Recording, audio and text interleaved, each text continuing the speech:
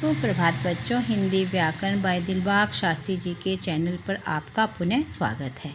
आइए आज हम प्रत्यय के बारे में पढ़ते हैं। इससे पहले हमने उपसर्गों के बारे में पढ़ा था। उपसर्ग क्या हैं? वे शब्दांश जो मूल शब्द के आगे लगकर उनके अर्थ में विशेषता या परिवर्तन लाते हैं, वे हमारे उपसर्ग कहलाते हैं। उपसर्ग के कितने भेद थे? 4। संस्कृत के उपसर्ग, हिंदी के उपसर्ग, उर्दू के उपसर्ग और संस्कृत के अव्यय। आज हम पढ़ते हैं प्रत्यय। उपसर्गों की तरह प्रत्यय भी शब्दांश होते हैं। उपसर्गों की तरह प्रत्यय भी शब्दांश होते हैं। अंतर इतना है कि ये शब्दों के अंत में लगाए जाते हैं। इनका अपना कोई भी अर्थ नहीं होता, परंतु जब ये शब्दों के साथ जुड़ जाते हैं तो उनके अर्थ में विशेषता या परिवर्तन ला देते हैं। उदाहरण के तौर पर हम देखते हैं, दोनों बच्चे लड़ाई कर रहे हैं। यह रास्ता बहुत ही पथरीला है। उपर्युक्त शब्दों में लड़ाई और पथरीला ऐसे शब्द हैं जो लड़ तथा पत्थर शब्दों से बने हैं। लड़ जमा आई लड़ाई, पत्थर जमा इला पथरीला, यानी कि दोनों शब्दों के अर्थ में परिवर्तन आ गया। प्रत्यय जोड़ने पर दोनों शब्दों के अर्थ में अंतर आ गया। इस प्रकार उपयुक्त शब्दों के अंत में आई तथा इला शब्दांश जुड़ने से दो नए शब्द बने और इनके अर्थ भी विशेष हो गए। अतः शब्द के अंत में जुड़कर उनके अर्थ में विशेषता लाने वाले शब्दांश ही हमारे प्रत्यय कहलाते हैं।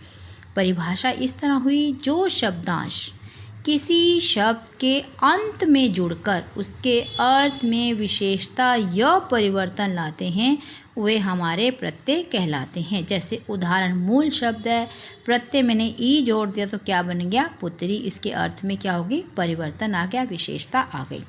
प्रत्यय के 2 भेद हैं। पहला हमारा कृत प्रत्यय आता है, दूसरा हमारा तद्धित प्रत्यय आता है।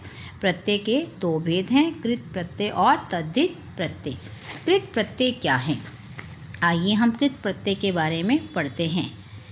उड़ के अंत में आन प्रत्यय लगाने पर नया शब्द उड़ान बना है। उड़ के अंत में आन प्रत्यय लगाने पर नया शब्द उड़ान बना है। इसी प्रकार खेल के अंत में औना प्रत्यय लगाने पर खिलौना बना है। क्रिया या धातु के अंत में लगकर संज्ञा और विशेषण शब्दों की रचना करने वाले शब्दांश ही हमारे कृत प्रत्यय कहलाते हैं। संज्ञा या सर्वनाम शब्दों की रचना करने वाले शब्दांश ही हमारे कृत प्रत्यय कहलाते हैं। जैसे लेख जमा अक, लेख मूल शब्द है, अक मैंने जोड़ा, इसमें क्या बन गया? लेखक। आगे है आई, लिख मूल शब्द है, आई मैंने जोड़ा तो क्या बन गया? हमारा लिखाई। इस तरह कृत प्रत्ययों के उदाहरण हैं। दूसरा इसका तद्धित प्रत्यय।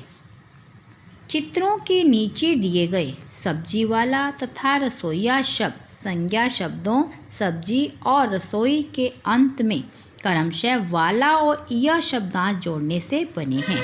इस प्रकार वे प्रत्यय जो संज्ञा, सर्वनाम, विशेषण तथा अव्यय के अंत में लगकर नए शब्दों का निर्माण करते हैं, वे हमारे तद्धित प्रत्यय कहलाते हैं। जैसे भूख जमा आ, क्या बन गया? हमारा भूखा।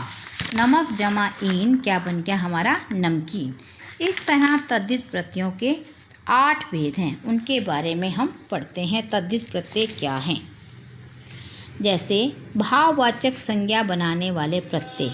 इमा प्रत्यय जोड़ने पर क्या बना? महा जमा इमा महिमा, लाल जमा इमा लालिमा।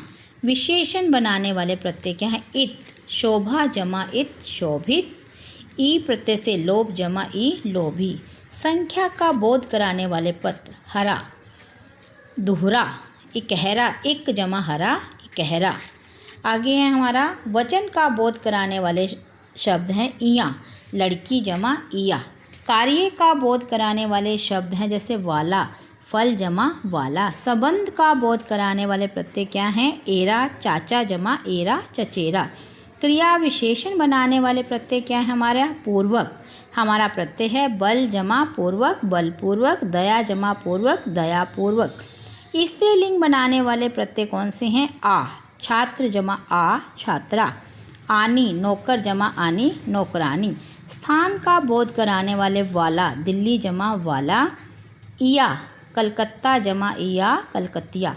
इस प्रकार हमने उपसर्ग और प्रत्यय के बारे में पढ़ा। उपसर्ग क्या हैं? जो मूल शब्दों के आगे लगते हैं। प्रत्यय क्या हैं? जो मूल शब्दों के पीछे लगते हैं। आशा करती हूँ कि आपको उपसर्ग और प्रत्यय अच्छे से समझ आए होंगे। अब हम इसका अभ्यास पुस्तक में ही करेंगे। धन्यवाद।